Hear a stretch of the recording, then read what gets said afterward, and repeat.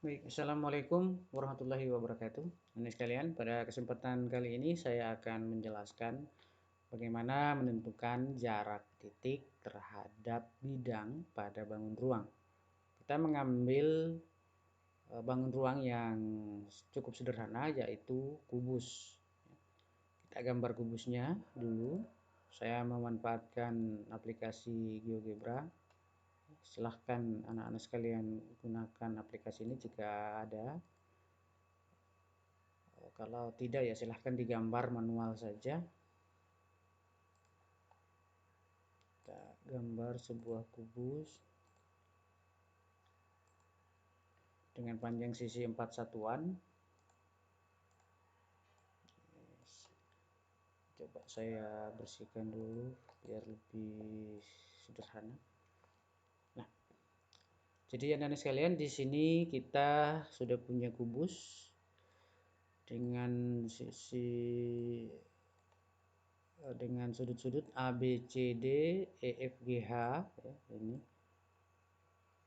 Nah, misalkan pada kubus ini kita diminta menentukan jarak titik A, ya, ini jarak titik A terhadap bidang, katakanlah bidang CEGH. Nah, jadi saya gambar sebuah bidang pada kubus ini, itu bidang CEGH. Nah, ini bidangnya, coba saya putar biar kelihatan lebih baik. Nah, saya kontraskan warnanya.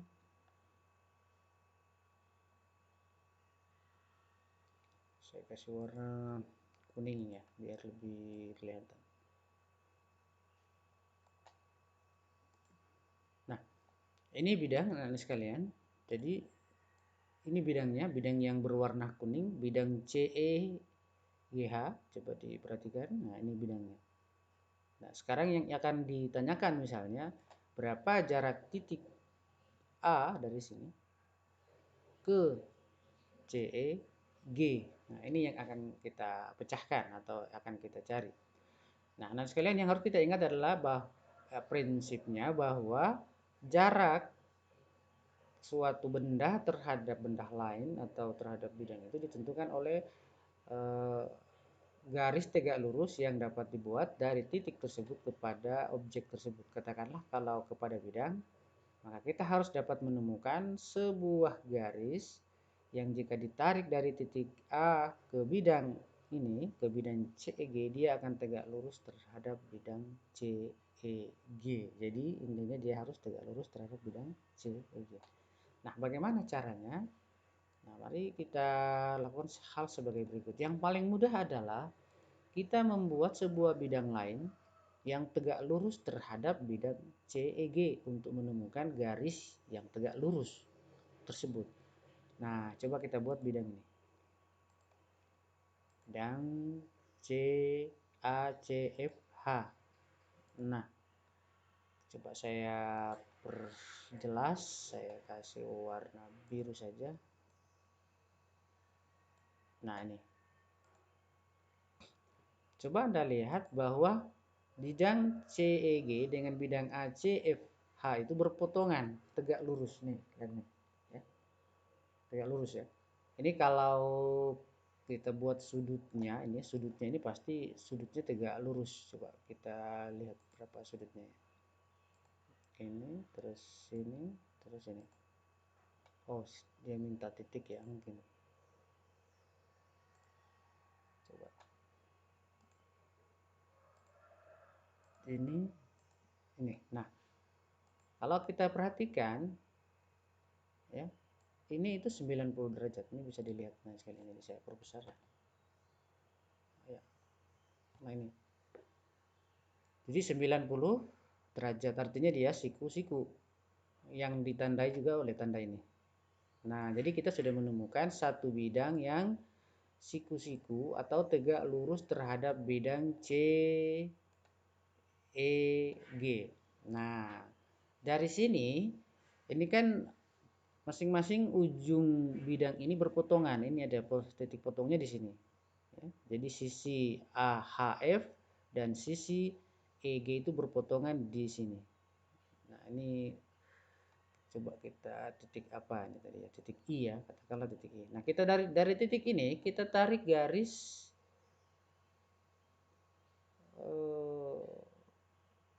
misalnya kita buat garis dari sini, dari titik I itu ke sini. Atau kita buat saja bidang lain, ya. Kita buat saja bidang lain, yaitu dengan menggunakan titik ini sebagai titik pangkal. Jadi sini kita buat A, terus C, lalu I. Nah, sehingga kita dapat segitiga ini. Ya, ini segi titik I ya, itu titik I. Ini titik I. Jadi kita peroleh segitiga ACI. Kita perjelas dulu, coba. Saya kasih warna apa ya? Merah. Ya, merah lah. Supaya. Nah, ini dia. Jadi kita sudah menemukan, akhirnya kita menemukan satu segitiga ACI, ya, ACI. Nah, ACI inilah yang akan menjadi dasar kita menemukan jarak titik A ke bidang CEG. Kenapa segitiga ini dapat digunakan untuk menentukan jarak titik A ke bidang CEG? Karena di sini ya anak-anak sekalian, CI ini terletak pada bidang CEG. Jadi CI garis CI ke sini itu mewakili bidang CEG. Nah, nanti kita akan membuat garis dari titik A ke garis CI ini yang tegak lurus. Jadi yang tegak lurus. Jadi tarik sebuah garis dari A ke CI tegak lurus CI. Itu tugas kita dan itu adalah jarak. Jadi itulah jarak titik A ke bidang CI. Nah, sekarang kalau kita ingin sederhanakan, kita hapus dulu beberapa gambar supaya lebih sederhana. Nah, ini sudah kelihatan ya, nah sekalian ya. Jadi ini, nah inilah bidang yang kita cari itu. Selanjutnya, kita tinggal membuat atau menghitung garisnya saja. Ya, jadi kita tinggal menghitung garisnya saja. Kita buat garis yang tegak lurus. Oh, ini tadi bergerak ini, sorry, ini ada pergerakan yang tidak sengaja, sorry, saya kembalikan.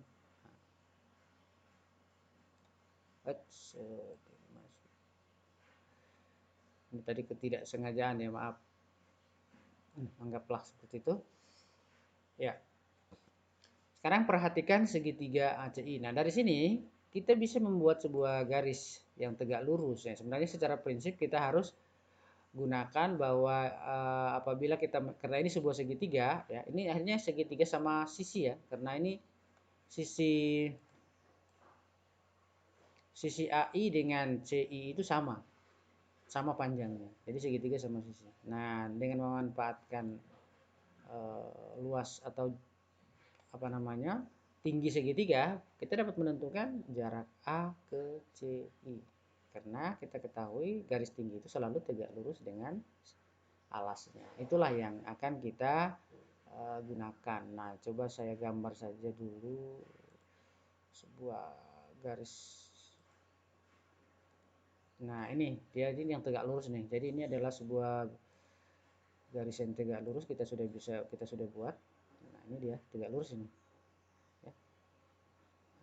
Tuh, menembus bidang ACI dan dia tegak lurus. Ya. Oke. Jadi ini ada tadi salah klik tadi ya saya. Nah, kalau sudah, kita tinggal menghitungnya. Jadi ini boleh saya buat garis bantu yang baru yang lebih sederhana. Nah, ini kemudian saya hapus garis ini. Inilah yang kita cari. Katakanlah titik itu adalah titik J, coba kita kasih jadi fotonya sini. Nah, katakanlah titik itu adalah titik J, sehingga tugas kita adalah menemukan berapa panjang AJ ini. Nah, dari sini juga kita bisa hitung tinggi ini ke sini. Ya. Jadi tingginya ke titik ini itu bisa dihitung juga. ke sini. Katakanlah IK. Ya. Nah, IK itu sama dengan tinggi BE. Nah, sekarang coba kita hitung ya. Jadi biar lebih cepat. Kita hitung bersama. Berapa panjangnya? Terus. Nah, di sini kita bisa hitung anak sekalian. Strateginya gimana? Strateginya dengan memanfaatkan luas segitiga. Jadi Anda harus perhatikan segitiga ini. Jadi perhatikan dulu segitiga ACI. Nah, segitiga ACI itu adalah sama sisi. Jadi di sini itu sama sisi. Ini penting ya. Ini sama sisi. Jadi ini sama sisi, sisi ini dengan yang ini sama.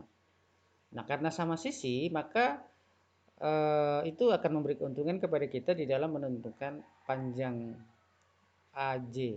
Nah, kita gunakan dulu luas segitiga. Luas segitiga ACI itu sama dengan setengah alas, atau alas itu adalah AC, tingginya adalah IK. Nah, dalam hal ini anak sekalian, AC itu ini kan kalau dia 4 satuan, ini 4, ini juga 4, ya. Berarti AC itu adalah panjang diagonal sisi. Artinya panjangnya adalah 4 akar 2. Ini sudah kita cari. IK itu adalah 4. Nah, kalau kita kalikan ini 4 bahagi 2 berarti 2 akar 2. 2 akar 2 kali 4 berarti 8 akar 2. Oke, inilah luas segitiga ACI yang kita cari. Nah, selanjutnya itu dari sisi alas AC. Kita dapat menggunakan mencari panjang AJ itu dari alas CI. Nah, sekarang alas CI. Dari sisi alas CI berarti segitiganya menjadi setengah kali AJ kali CI. Nah, jadi dari sini. Jadi ini kali ini. Ya, alasnya ini. Nah, itu sama dengan 8 akar 2. Kita sudah temukan tadi. Nah, sekarang kita hitung. Masalahnya sekarang AJ itu berapa? Nah, AJ ini berapa? Ini kan belum ada. Atau CI itu berapa? Nah, itulah yang akan kita hitung. Bagaimana caranya? Kita dapat memanfaatkan ini sifat daripada segitiga sama sisi tadi, bahwa dengan ini, karena ini segitiga sama sisi, otomatis kalau kita tarik garis tinggi dari sini, ini akan membagi 2 sama panjang, ya, membagi 2 sama panjang. Otomatis kita dapat menentukan panjang CI melalui segitiga CKI. Nah, sekarang saya tulis di sini. Nah, untuk pengantarnya, jadi sekarang perhatikan ini segitiga CKI. Segitiga ini siku-siku di K ya, siku-siku di K ini. Siku di K. Nah, dengan demikian berlaku ini, yaitu CI kuadrat itu sama dengan IK kuadrat itu ditambah CK kuadrat. Nah, IK kita tahu adalah 4 kuadrat, sedangkan CK itu setengah dari AC, berarti dia 2 akar 2 kuadrat. Nah, ini namanya. Terus ini 2 pangkat 2 4, akar 2 pangkat 2 akar 4. Ini sengaja saya uraikan lebih detail supaya Anda bisa lebih memahami. Oh, ini 4 ya, 4 kali akar 2 sebenarnya sini 8 ya, betul ya. Jadi ini 2, 4, akar 4 itu 2. Nah, saya kurang tempat. Coba saya tambahkan ke sini ya, ke sini, ke samping sini ya, sini. Nah, sehingga CJ ya, CJ ini CJ ini tadi kan C kuadrat, CJ kuadrat. Sekarang CJ sama dengan akar ini sama dengan 16. Ini kan boleh saya buat 4 kali 4 ditambah 4,2. Artinya itu sama dengan 4,6. Artinya ada 6, 4. Nah, akar 4 kali akar 6. Artinya dia sama dengan 2 akar 6. Ya, Jadi 2/6. Jadi CJ 2/6. Nah, di sini bukan CJ ya, CI gitu ya. Sorry, CI ya. CI. CI. Jadi CI-nya 2/6. Ini kita taruh di sini. Ya, kita sudah CI-nya, bukan CJ-nya. Sorry, CI-nya sama saja sebenarnya ya. Jadi di sini yang kita akan carikan AJ tadi ya. AJ itu adalah jarak titik A ke bidang CEG. Nah, kali CI-nya 2/6 sama dengan 8/2. Ini kita hapus, set. Nah, ini kan 2/2 habis. Sehingga AJ itu sama dengan 8/2/6. Nah, ini kalau kita sederhanakan, akar 6 kali akar 6, ini harus lancar ya anak-anak sekalian ya. Jadi ini 8/12. Jadi kalikan saja akar-akarnya. Ya, ini bagi akar 6 kali akar 6, akar 36 ya. Kalau mau diperpanjang ya, biarlah perpanjang dulu sedikit. Nah, ini berarti dia 8/4 kali akar 3. Kan 4/3 ya. 12. Per akar 36 itu 6. Oke, selanjutnya ini menjadi 2/2 kali 4 8 ya. Berarti dia di sini 8 kali 2 kali akar 3. Ini saya tulis biar lebih jelas.